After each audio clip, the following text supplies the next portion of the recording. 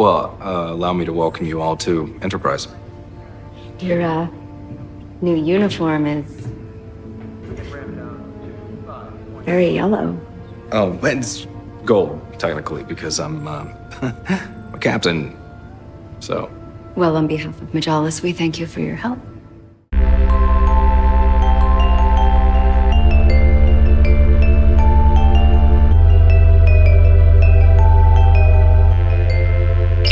Set a course for love. Ah, yes. One of your Earth emotions. Glad I found you. Let's get married. Delete the wife. Hello, everyone, and welcome back to Deep Space Love, the podcast where husband and wife team of Trekkies explore love and romance throughout the final frontier. I'm one of your hosts, Nicole. I'm one of your other hosts, Joe. And today we're going to be doing another episode of some new Trek, so we're really excited about that. How you doing today, Joe? Pretty good. Yeah, I don't know if our audience knows that we're actually podcasting on the floor right now. They didn't until you told them. Yeah, now they know. So I don't know if there's any audible differences, but yeah, we're sitting on our little coffee table here with everything set up and sitting on the floor. It's kind of cozy. Yeah, so with the new house, we have carpet now, and we did not have carpet at our old house before we moved. So we're just living up the carpet life, I guess. Living the carpet life, huh? I still do prefer a good hardwood floor, but this is the den area where we watch shows and TV, and got a nice big new couch in the new space. And so the carpet makes it feel a bit cozy, I will admit. Yeah, and thanks for the little audio tour of our den. I'm sure everyone was dying to know. Yeah, it's the number one question I get on Twitter. I don't think we get any questions on Twitter. Well, yeah, I have nothing to say to that. So before we get into today's episode, we're going to keep going with one of our favorite segments, new favorite segments, Trek Check. New favorite segments? What was the old favorite segment? I don't know. Do we have other segments? Well, just the main. Okay, yeah, we have segments, everybody. Yeah, this is a segment of the show I like to call the Trek Check. Computer status report. What the hell was that? We both call it Trek Check. That's true. We do both call it that. I think everyone calls it that. Anyway, Trek Check is where we go through a few news items, updates in the Star Trek world, and discuss our thoughts on them. That could be anything from new show announcements, new comics, new games, or just our thoughts on the current running season of whatever's airing. So I have a list of a few Trek Check items today, Nicole, and I'm going to share them with you, and you are going to give me some of your thoughts. Are you ready? Wow, I was really demanding, but okay, I'm ready. A little demanding today, I'm sorry. So we got a couple exciting announcements for the upcoming series. We've got a new Picard trailer for season 3 that dropped. And the show is set to air in February of 2023. So really not that far off. And there was an interview with the showrunner, Terry Matalas, where he said, and I quote, it's kind of a whole new show. So, one, what do you think of the trailer, and what do you think of that kind of cryptic announcement? Well, I mean, who can't be excited about basically the reunion of the gang, I guess, minus Data. And Brent is there. Yes, true.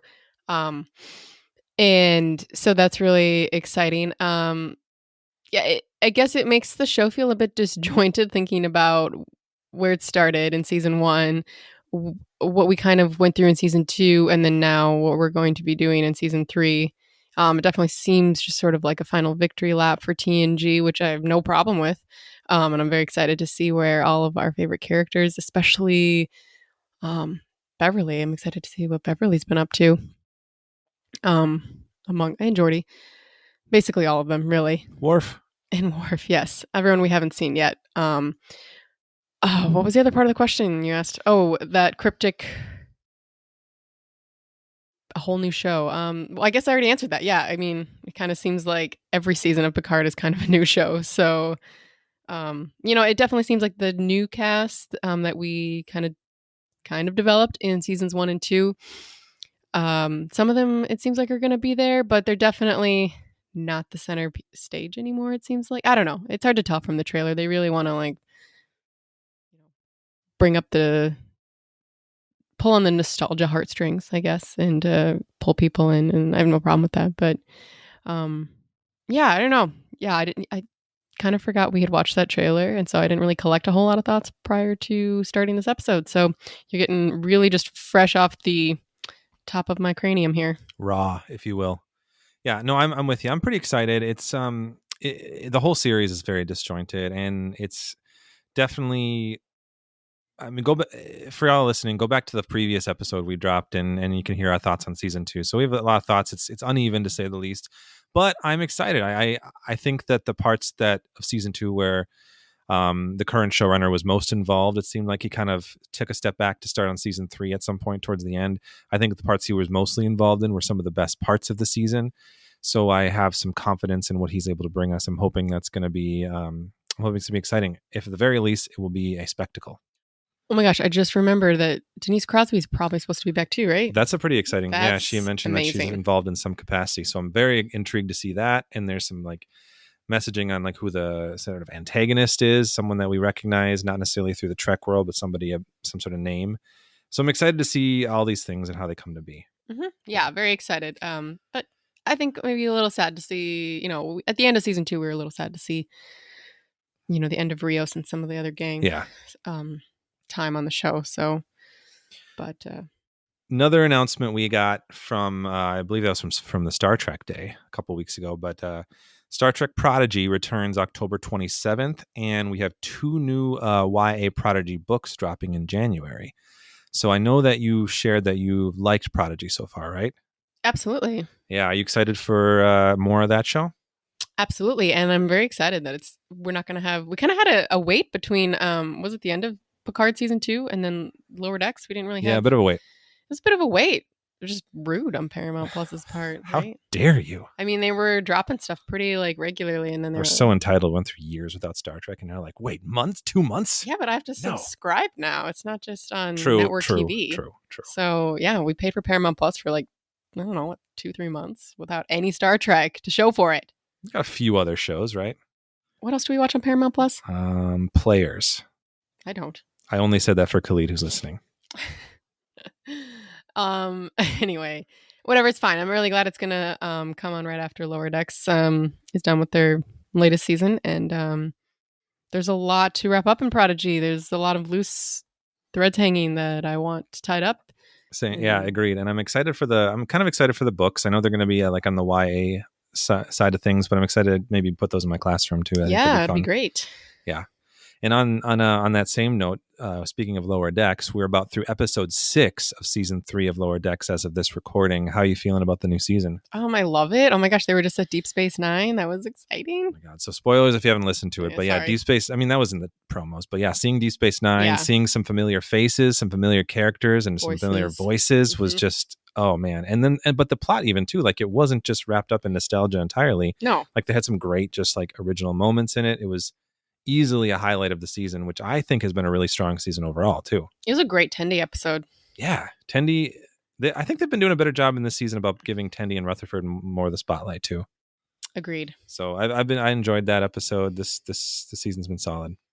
But yeah, everyone's had a little bit of something to do meaningfully, Exactly. Yeah. Another piece of news that we got that I thought was kind of interesting is we have an announcement of a new Star Trek podcast series.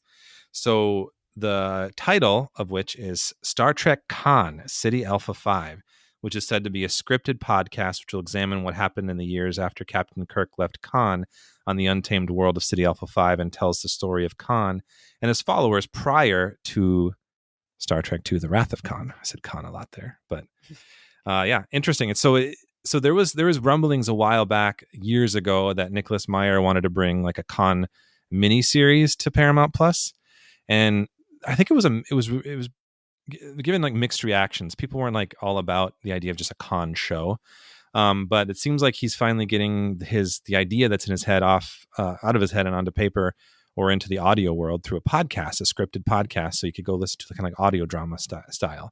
What do you think about that?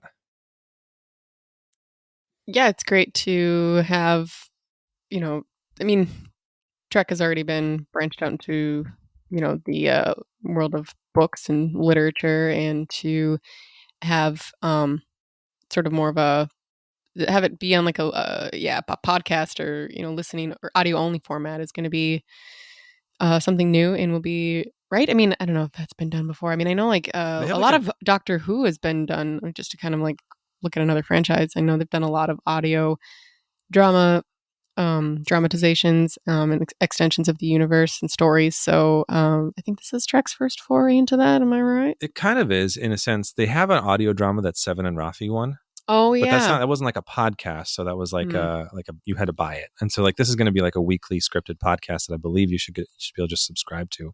So I'm curious what voices they'll get for it. I mean, Ricardo Montalban is no longer with us, unfortunately. So I don't know who they're going to get to do all that. Benedict? Maybe. Probably not. Maybe. I don't know. That would be wild. That would be interesting. Interesting choice. I mean, would that even It would work with the universes? I don't know. I don't know. Just the whole universe would just collapse. Yeah. Both of them. I don't know. Yep. Cool. Cool stuff. Yeah, I think that'll be interesting. I think it's a good way. It's a good outlet for that. I wasn't really excited about the concept of a con show, but I think I'd get behind a podcast. So I have two other items here real quick for you. The other one that just recent news was the big news that's in the headlines is they say Star Trek 4 director, but it's really Star Trek 14, the movie. Does it bug you? It bugs me a lot. The director, Matt Shakman or Shockman, I'm not sure how to pronounce it. So sorry, Matt, has left the project, and then Paramount has actually officially taken the project off their calendar, their release calendar. So Matt Shockman follows, of course, Quentin Tarantino, S.J. Clarkson, Noah Hawley as people who were signed up to direct and ultimately left the project. So it's the fourth person to leave the Kelvinverse movies. Do you think the franchise is done in that regard, or do you think we'll see it again someday? Okay, so is it? I mean, are these?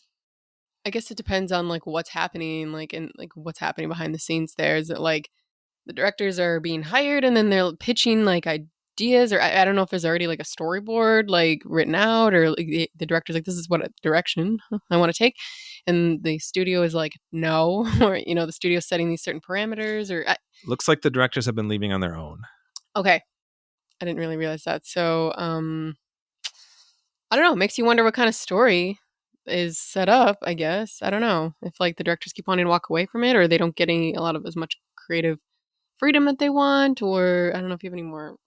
That would depend, I guess. We don't know a whole lot. I feel like it just doesn't really bode well for the future of the Kelvin movies, because like the actors seem like they all want to be part of it again, but then they're also just like, well, I have no idea what's going on. So like that doesn't really, for someone like Chris Pine, for example, who seems to have a pretty busy schedule now, like somebody seems to want to do it. He says he'd be interested, but then, you got to nail that down, right?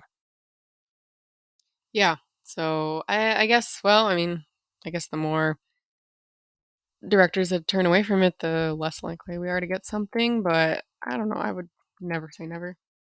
I would never say never. Yeah. Hopefully we'll see it again in some capacity. I don't know. Who knows? I want to go back to the Kelvinverse. Yeah. Lastly, I just wanted to give a kind of a special shout out, like an RIP to one Louise Fletcher, who recently passed away, our very own Kai Wynn, and very storied actor, Oscar winner, Nurse Ratched in One Flew Over the Cuckoo's Nest. She recently passed away, and that was kind of sad to hear. But so RIP Louise Fletcher. Yes. Yeah. Definitely one of the most memorable characters in Trek, and certainly on Deep Space Nine. Oh, easily. Yeah. Wonderful. Yeah. Phenomenal performance. Almost too real. Yes. Yeah. So anyway, that let me use a voice here. That concludes our Trek check. Nice. Thanks. All right. Want to move into today's the episode that we're discussing today? It's a single episode. It's a single episode. Yeah, like you said earlier, Nicole. We're going into some new Trek here.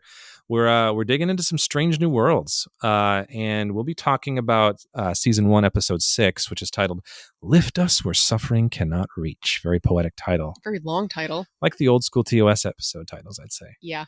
But the synopsis is as follows. A threat to an idyllic planet reunites Captain Pike with the lost love of his life. To protect her and a scientific holy child from a conspiracy, Pike offers his help and is forced to face unresolved feelings of his past. Well, that's loaded. It's loaded. There's a lot there. And in a sense, there's a lot there, but it also doesn't really cover everything too, like, so essentially what it's trying to say is that there's a battle that the Enterprise happens upon, and they end up rescuing a ship, taking fire, get involved in this drama, and they realize the people who they saved, one of them was his like old ex-girlfriend that he had a fling with, and he essentially it's thrusts the Enterprise and the crew into this kind of conspiracy involving this child who's supposed to like help this society run, and we don't really know that what that means until the end, of course. And there's some twists and turns with who you think is, the good guys, the bad guys. The dad of the child is really cagey, but then we have more to his story later on. So there's a lot going on. There's a lot to take in. But do you have any initial thoughts about the episode? Well, it's a good episode. To begin with, I don't know. It was really, gosh, I don't know. I should have thought of this a little bit more. Well, because I think knowing the short story that it's probably highly based off of, almost beat for beat, is very interesting. I mean, it's like a gut punch, really. I mean, I guess spoilers for. I mean, if you haven't watched the episode, pause this and go watch it if you don't want to be spoiled. But the ending is quite the gut punch. I mean, I'd never really, I wasn't familiar with like the original story, and I didn't really see what was coming, even though, I mean, it's very classic Trek in that sense, I think, where sometimes like the initial conflict seems very relatively simplistic, and there is sort of a mystery surrounding it. And then as you move through the episode and more things come to light, the more it casts shadows and doubts on your initial, the way you were initially thinking about things. I mean, I guess you said like who's the bad guys or whatever, but just, I mean, not even just that, I guess whether you want to decide. I don't know. Yeah, I mean, Pike clearly has a lot of conflicted feelings, and it's really interesting. We chose this episode because it's a Pike, Captain Pike kind of love story, or kind of rekindling almost in a way. But then there is this other, I mean, the society which she kind of helps run, I guess you could say. She seems to have a leadership position in it. It really changes. It's the backdrop of like him trying to rekindle with this old flame, and then sort of like whether or not there's going to be a future for them. I think it's pretty clearly like wrapped up at the end of the episode. But yeah, I don't know. It's just fascinating in that sense. Yeah, I think it's a really cool, like I said, really reminds me of like classic original series Trek in a lot of those ways, but updated, and I don't know, gives you a kind of a weird, whether you think it's morally gray or morally like black and white. But I think we can talk a little bit more about that when we get towards the end of the episode, and sort of how it reflects on like our own society, I would say. So what are your thoughts? Yeah, no, that's well said. I think that, I mean, you're right. This is a very classic Star Trek story, with like it says, an idyllic society with something to hide. And so interesting thing about Star Trek, though, is despite boasting like a utopia-esque society itself in what it presents of like our characters and Starfleet and the Federation, there is a lot of stories, especially in the older shows, of like the one-off episodes showing us this like paradise has a price. There's always like, oh, this society looks beautiful and perfect, but there's something they're hiding, right? Mm-hmm. And so like you can actually draw a really direct through line from this episode to the episode of TOS in season 3, the Cloud Minders. Do you remember that one? Yeah. So that's the one where they basically, the one that's Elysium, the one where they mm-hmm. have the city on the clouds, but it's sort of like built upon like this caste system where the people on the bottom are exposed to this gas and are thus like not able to think as clearly. And so there's this element of like, yeah, your society is like seemingly perfect, but it's built on this foundation of like, prejudice. But in this case, and let's just go into spoilers here now. In this case, like, yeah, this society seems like perfect and beautiful and nice, but it's built on this foundation of like this kid, a child, has to be sacrificed, and I don't really know what the mechanics of it are, but hooked up to some machine to make their planet work, and then it just suffers until they die and mummify until they get a new one. So it's horrifying, and it's just like deep dark secrets. So it's It's interesting. Yeah. I don't know. It's interesting whether it's a deep dark secret or not. I mean, I guess. I mean, It's a secret in the sense that they don't want to share it with outsiders, but once she shares it with Pike, she's like, "Oh, this is beautiful. This is what we need to do, though. Like Yeah. we respect it. We respect this person. We have high reverence for this person, but it's just something. It's the cost of how we live our lives."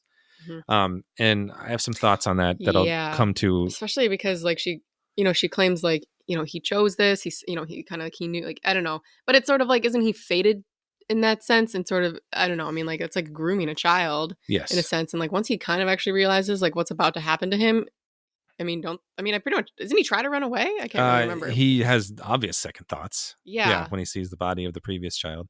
So yeah, it's a great moment acting It's wise. like, I mean, from can a everyone child involved. really consent to doing that? I would say no. I would. So Yeah. no. No, I would agree with you. I would agree with like, you. oh, like, he wants to do this. Yeah. It's what he was born for, basically. But what's interesting, I think, about an episode like this, and what I think newer Star Trek does in general, and I think you can draw a line back to Deep Space Nine doing this with the Dominion War and stuff, is the whole paradise is a price concept. Like, that is now often turned on its head, whereas previously in the original series, and like Gene Roddenberry's initial concept was like he'd use planets so we could see like our own problems from like an external perspective. Now it's trying to say like, well, what if we looked at the Federation in that regard? What is the Federation doing to keep its utopia that could be considered problematic? So like in this, we see the character Alora, the Pike's kind of long lost girlfriend, say like, well, Federation is built on this, like Starfleet's built on stuff like that, like these, we just accept what it is, right? And so this interesting trend of the newer shows to kind of turn that paradise as a price theme on its head. And I think that this one kind of does it because it does bring some of those questions to light. And even though, and I'm going to get into this when we get into the love story part, it shows like such a stark difference in like how Pike and Alora both really view the concept of like suffering as part of progress. And I think that's a really interesting thing to really think about. Yeah. Anyway, that being said, you brought up the short story that this is based off. Could you speak more to that? Yep. So the title, it's a Ursula K. Le Guin short story called The Ones Who Walk Away from Omelas. I think that's how it's pronounced. There's like a pronunciation at the end here, and I think I tried to practice it numerous times. Was it Omelas? Yeah. That's... omelet? No, it's not omelet. So I read it. I think, did I have you read it too? You didn't read it, did you? I was about to say you did. You sent it to me and I haven't read it I yet. sent it to you and you didn't read it. I mean, I guess, That's why I asked you to go into this. Okay. So anyway, it's from 1973. And so it's a bit older. And at the time, it won the Hugo Award for Best Short Story in 1974. And it was nominated for a Locus Award for Best Short Fiction. So it's a pretty well-revered work of short fiction. I mean, the plot is quite similar. There's not like a central character. In fact, it kind of, you're looking at it from just like a third-party perspective. So Omelas is the utopia, essentially, where, I mean, there's like no disease and everybody is well cared for and happy. It's harmonious. Basically everything you kind of see in this episode. But then, yeah, they point out that like, it's like the suffering of like a single child is somehow, the mechanics aren't explained, required in order for this utopia and this really great society to exist for everybody else. And as the title suggests, there are people who walk away, once they find out the truth, adults and or children.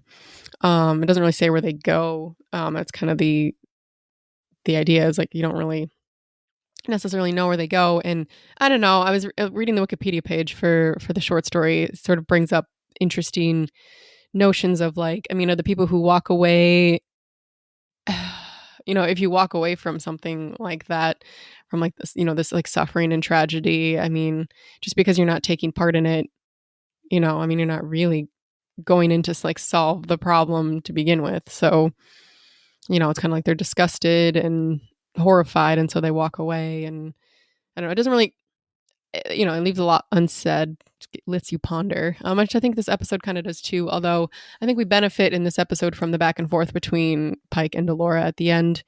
And yeah, it's really interesting how it reflects on their relationship, and especially because she says that the first time that they'd met, and I guess he supposedly rescued her the first time, she was out researching, trying to find an alternative to their situation. But by the time that they've met up again now, it's very clear that she's all in on this. She's kind of like, I tried to find another way, but there's not another way.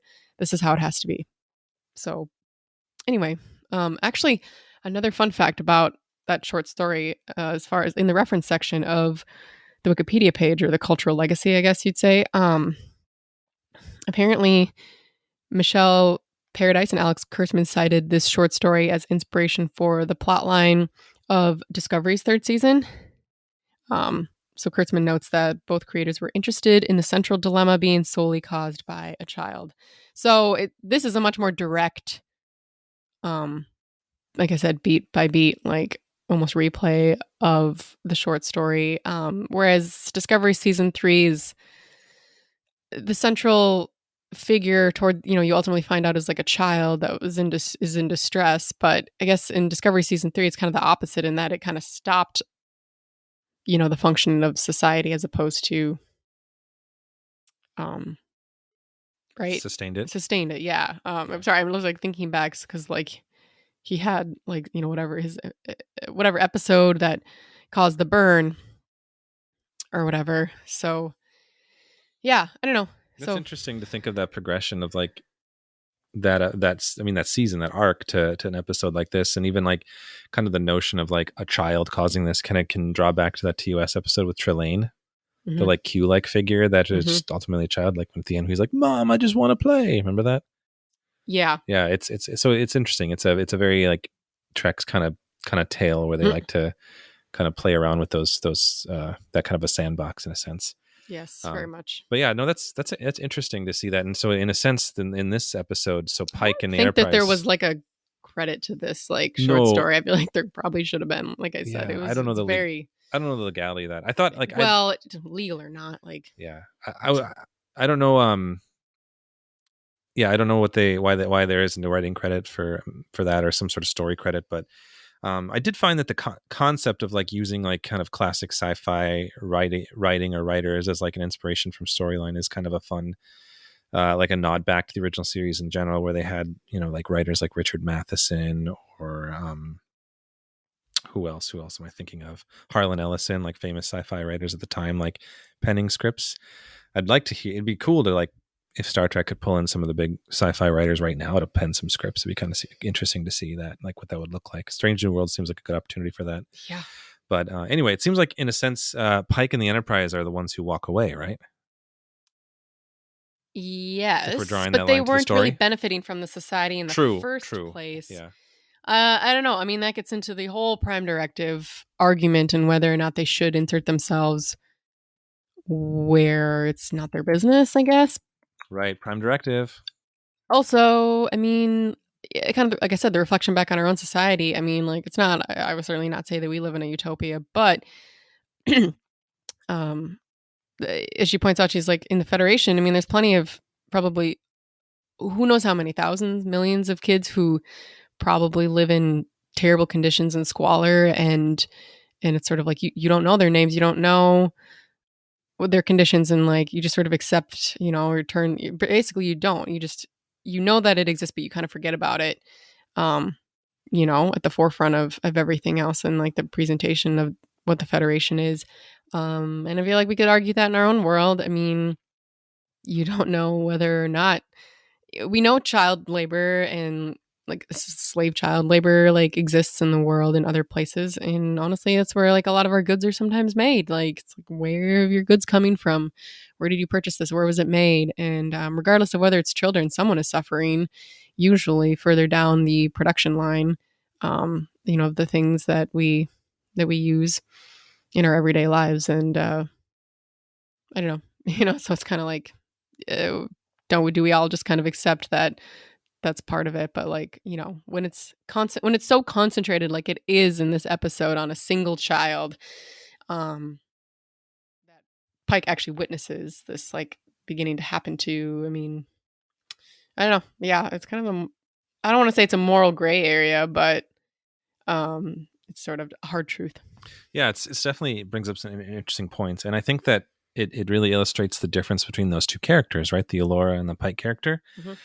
So yeah, like Pike seems to be somebody who's well aware that there is suffering in the Federation, and of course she's well aware of the suffering of the child on her planet, and the stark difference between them. Why they, I mean, I guess this is going into what I'm going to say for our rating scale, but like why they come off as incompatible too is like she's complacent, she's ready to accept that like this is how it has to work. We need that suffering in order to flourish.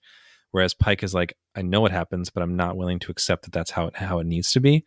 And that's ultimately like roots back to the whole heart of Star Trek, right? Like, how can we make everything better for everybody? Right? Sort of, but I'll take you one further. And then, Yeah. I mean, I don't know. Does he like leave? Does he leave this encounter and then immediately go like to work on that? No. So he is kind of like the ones who walk away from Omelis. That's what I said. Omelis, because fine, you know, because you know, he's like, I don't accept it, but I'm also not going to change it, or like I'm not going to like work directly to change it. I don't know, but there's also the extra layer of like his future suffering and how he is learning to accept that, and that adds a very complex layer to all of this. So he does put in a lot of work to try to save those kids. Yeah, so yeah, honestly, this whole episode is like a really interesting, reflective piece on Pike as a character. Absolutely. So I know we're talking about all the heavy stuff, but I mean, there's kind of a lot of like, before we kind of get to the ending. I mean, just when they first meet up, and well, she thinks he's still a lieutenant, and then he kind of gets all like blah, blah, like can't speak. He's like, I actually am captain, like, and him calling her calling him Chris is kind of, no one else really does that. So it's just funny in that whole interaction to see Una number one just next to her, just be kind of giving him eyes like, eyebrow raise. Yeah, what is happening here? Yeah, that was great. Yeah, that's pretty fun. The like kind of B plot subplot of Uhura training with Lon was pretty fun. That's fun. We're learning how to do the security lessons, and it even does tie into the main plot ultimately. But I think that was like a fun kind of humorous bit for an episode that ultimately came out to be pretty heavy. Yeah. I mean, I would say like kind of the whole time though. I mean, she's trying to ask a favor and trying to sort of exploit her relationship with Pike and omitting things to him, keeping him in the dark. But then when it's convenient for her, pulling the "you don't have jurisdiction over us" card. You know, although once it involves his ship, you know, he's like, nah, like now I gotta investigate, or like you have involved me. So yeah, it's a bit interesting. Also, like he witnesses her kill a guy. Like he was like willing to sort of do it for her, but then she's the one who ultimately like in like melee combat like murders that dude. So the guard. And then like immediately after, like the next scene is her inviting him to like spend the night essentially. And I just wanted to note, after their alleged or supposedly kind of cuts scene to them just like sitting in the bed after their romp, but his hair is still like perfect. So I don't know if that's a product of that planet and its weird power, but I just wanted to note that. I'm guessing that's something that he just goes into before like doing the act. He's like, I'm all in, but we got to leave the hair alone. That's just part of the deal. Yeah, it was interesting watching this a second time and sort of seeing this all evolve, because like the first time you don't really know what's going on, and you're very much like on her side, you know, and Pike, because he wants to, you know, he kind of wants like things to maybe like work out again, and she even invites him to come back, I guess, when after his accident. She's like, our doctors can't handle, kind of thing. And you know, and she still tries to like cling to that at the end, and I would say he definitely like shuts that door, you know, in her face. But yeah, it's interesting to see that, and now that we're definitely in hard spoiler territory, it's interesting to see the dad character, the dad of the child, who was the one who was all cagey and suspicious at first, like that sort of like one we're led to suspect to being sort of the antagonist, and like how he was the one trying to disrupt the whole process to begin with, trying to actually make change or like save his son. And so like I think we see now like there's a justification for his like weirdness and how he's like, I don't trust you. You're on the side of like Alora. You're on the side of the status quo. So he's basically trying to like throw a wrench and everything and save the kid. So you can see like why he is so cagey. And so seeing that play out the second time, it was also interesting to see as well. Yeah, oh gosh, it's even more heartbreaking because you're kind of like, gosh, if like the crew of the Enterprise hadn't been so good at their jobs, like he probably could have gotten away with it and saved the kid. Makes me wonder who the mother is. Is it Alora, do you think? I don't know if that necessarily like matters. So. I mean, I don't think so. I think she's just like a leader at the planet, right? Oh, okay. I don't know. Whatever. They didn't explain the mechanics. Yeah, that's right. But I just thought it was interesting just because it was like the father, I guess, who was like, I don't know. Usually I feel like that would have been like a role for a mother, but that they had the father play that role. Yeah, that is really interesting. I like that. Yeah. Just a side note. Kind of the protective father. Yeah. Mm-hmm. Yeah, I like that. I wanted to, before we get into like the love story elements of it, I wanted to kind of talk about just a shout out for like acting moments. Like we all talk about how much we love Anson Mount as Pike, but I do think the moment. The moment. Never mind. Oh, okay. Sorry. The moment when we the moment when we see I lost train of thought. I'm back. When we get into the actual chamber where the ascension's supposed to happen, and we get the realization of what's actually going on, the moment like Pike's like kind of just like wary suspicion turns into just like pure like horror, right? Like, and just at all costs, just trying to do whatever he can to stop it, just like flailing, punching, like I need to stop this. Like that moment just feels so palpable. And I'm just kind of impressed with Anson Mount in that moment. Like he really like sold. That was the only moment you were impressed with Anson Mount? That's just, I think that's just one that stands out to me, honestly. But I also wanted to give a shout out to the kid. So the actor who plays the kid is Ian Ho. And I thought he was phenomenal. It's just like kind of precocious kid who's just like smart, but he's also super sweet. Mm-hmm. And he sold it really well. And like the moment of like second guessing too in that scene was just heartbreaking to see. And I did have a fun fact. Actually, I just found this out in some research here that he is actually the twin brother of Emma Ho, who is the girl who was in a later episode. The episode All Those Who Wander, the one that was kind of like the alien homage. Remember that one, like the horror one? Oh, the girl that they found that was still on the ship that was alive. That was their twin siblings. So I thought that was kind of a fun fact. So yeah, both of them were great. Yeah, absolutely. Should we move into the love story elements? I mean, it's interesting. I'm not, how much more to say. We don't really know much about what it was like in the past for them. I mean, clearly they both kind of, it seems like maybe it was a fling back in the past.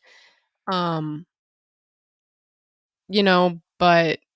reminds me of Grease, right? The summer love-in kind of thing where it's like, oh, this is just something we really look fondly back. And maybe now that we see it in hindsight, maybe it wasn't as perfect as it actually was. Well, at first though, like they both were like, yeah, how can we, although I mean, like at what point is, I mean, Pike's the captain of a starship and, she's, I guess, whatever, some leader of this society planet.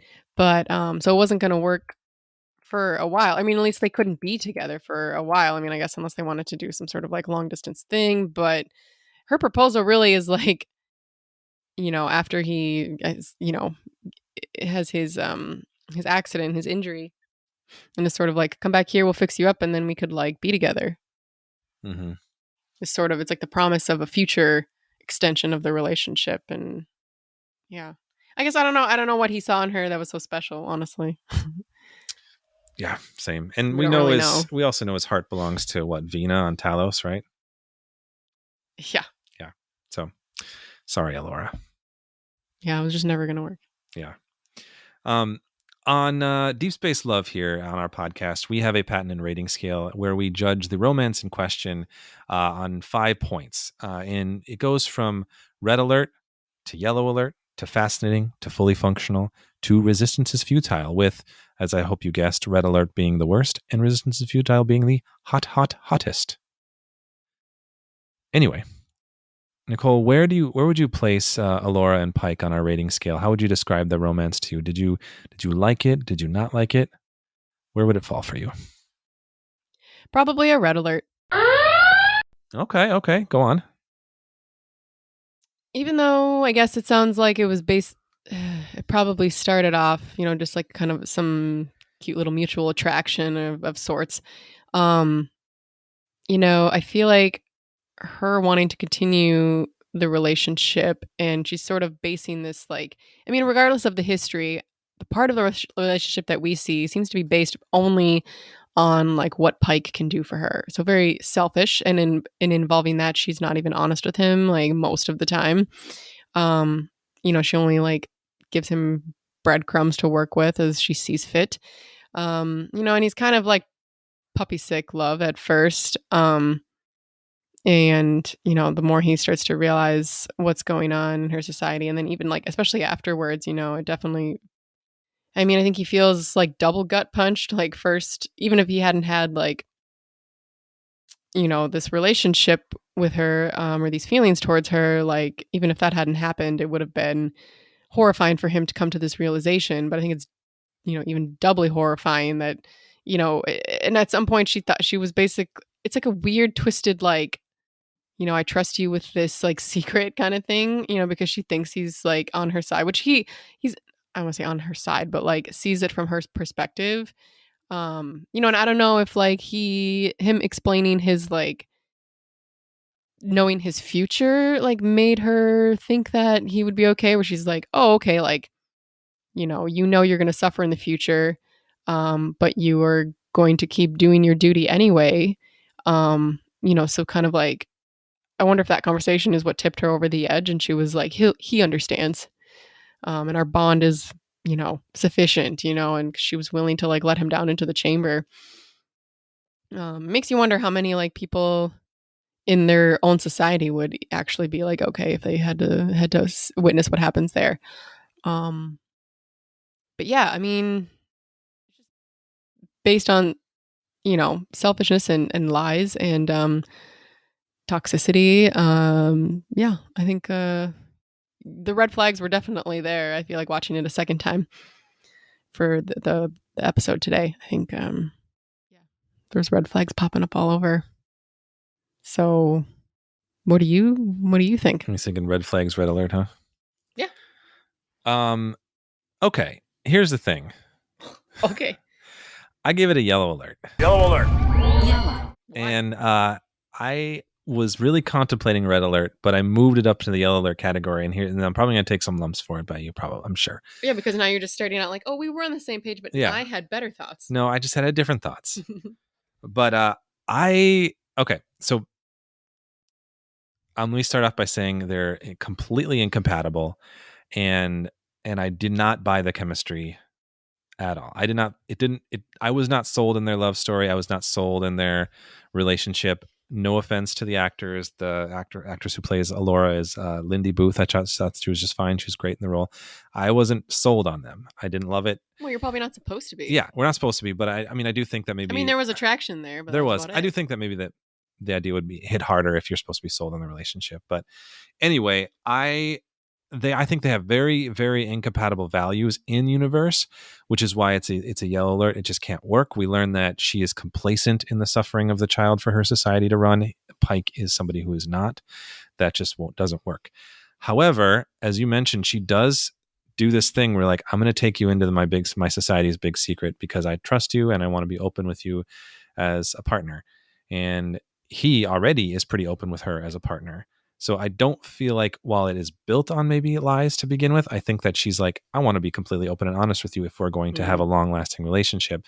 There's not this manipulation factor. There's like, this is who we are. She was manipulating him before, though. She was manipulating before, but I think that when she was like, I want to commit to this relationship, she's like, I want to get past that. And this is going to be the truth. And so that for me, brought it just slightly above a red to a yellow, because I feel like she wanted the relationship to be built upon something honest and open if it were to continue. That being said, they're very incompatible, and it was foolish of her to even think that he'd be okay with that. So it's definitely, I don't know, it's a hard yellow alert. It verges on red alert territory.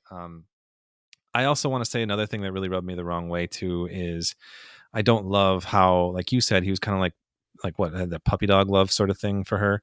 Like it kind All of, tongue tied in the yeah, beginning. it also like impaired his judgment in a way that I didn't love to see for Pike. Like there's that moment where we see like Spock and Uhura and Lon telling Pike directly that they're hiding something, Yeah. and he's like, "Well, there's got to be something. No, there's got to be some logical There's explanation." got to And I'm be like, a reason. and I did not love that, because the Pike that we've come to know is somebody who's like, okay, let's look at all the angles. And I know that's the writing in that is trying to illustrate that he does have feelings for her and how much he feels for her, but it's a scene that generally rubs me the wrong way. So anyway, all of that to say, I'm in the yellow alert category. Okay. Yeah. Agree to disagree. Agree to disagree. It's all right. I mean, yeah, I mean, it's not. Yeah. I guess maybe we kind of meet almost in the middle. Like, I feel like it's like a light red alert. Yeah, we're kind of on the And same you're page like, it's for like the most part. like a low grade, like yellow alert. Yeah. So A light yeah. red alert, low, hard yellow. I don't know what I'm trying to say. Weights of things are. Another interesting thing, that just a quick, this isn't really related to the relationship, but the name of the place, Majalis. Majalis, yeah. Yeah, I mean, Was that a nod to Majel Barrett?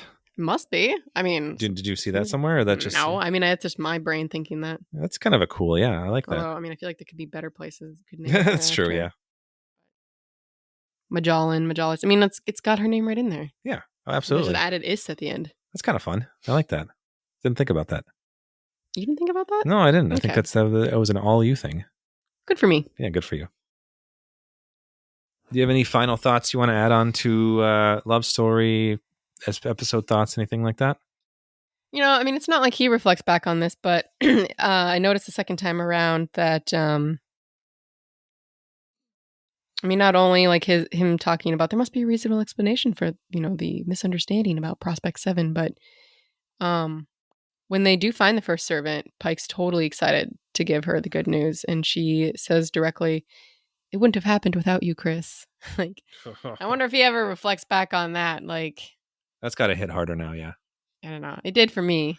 Like, I mean, yeah. Like I said, if the Enterprise was not, sometimes, like, if they weren't so good at their job, they would, you know, I don't know. Yeah, that's a good point. I wonder if maybe they should have just done some more investigating. I mean, I guess they ultimately didn't necessarily know, but I don't know. Also, I mean, like, did they ever try not ascending a new first servant? Like, I don't know. Would the planet really, like, crumble? I have questions, yeah. I don't I have know. questions. So, It's enough to make one sadly gaze out into the stars with their drink of choice. he did do that at the end, He didn't did. he? That's kind of a captain staple at this point. Like, well, the captain has to have an episode that doesn't end well, and then feel sad or longing or contemplative and look out in the stars or some sort of nebula and hold their drink of choice, which I'm assuming in this case is bourbon. I don't know if it's bourbon for sure, but it feels like bourbon. I think he's a bourbon guy.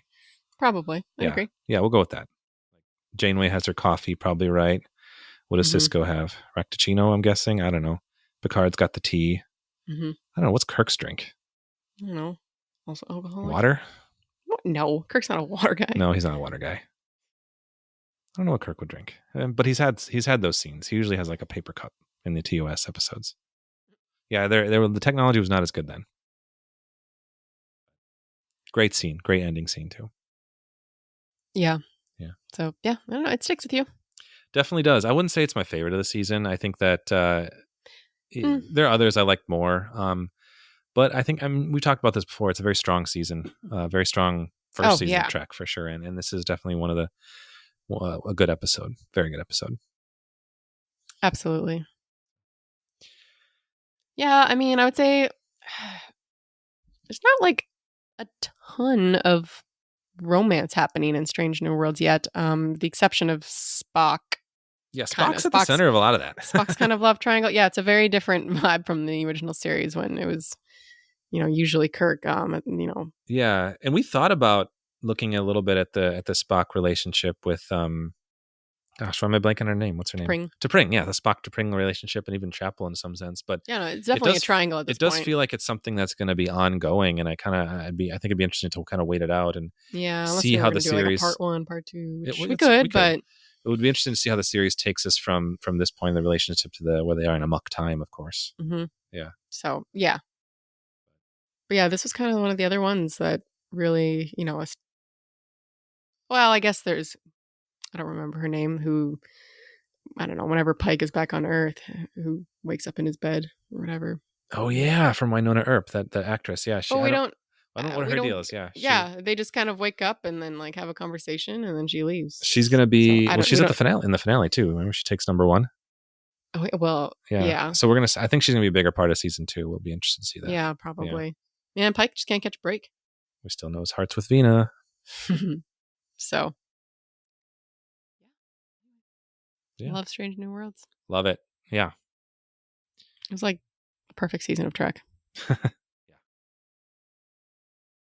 So anyway, looking forward to the next Lower Decks in the meantime. And thanks for joining us today. We don't have our next episode lined up. We just missed releasing this in September, but it's early October, so maybe we'll get a chance to release a late October one. Yeah. So thanks for listening to our early October Halloween episode. coming up. We should do Beverly's Ghost Candle. We gotta at this point. Oh, yeah, man. don't we? Ghost Candle. Yeah, maybe now. Okay, spoiler. All right, look for the Ghost Candle episode coming soon. The Ghost Sex Candle. The Ghost Sex. Got to put that in there too. Yeah. Oh man, we got to do it for Halloween. Okay. All right. So we'll try and get to that one in October. So if you've been enjoying listening, remember to subscribe and or rate 5 stars wherever you rate and listen to your podcast. Yeah, you should definitely do that. I think the only 5-star rating is me right now, which is embarrassing to me. Not our podcast, but embarrassing to me personally. I hate seeing it every time I look at it. Yeah. So make a new review so I don't have to deal with that again. That'll be helpful. And also we'll read it on air next time if you leave us one. Oh boy, you'll read it on air. I will read it. Yeah, it'll be fun. And remember, we're on Twitter at DSLovePod. Yeah, follow us there, please. And until next time, love long and prosper, everyone.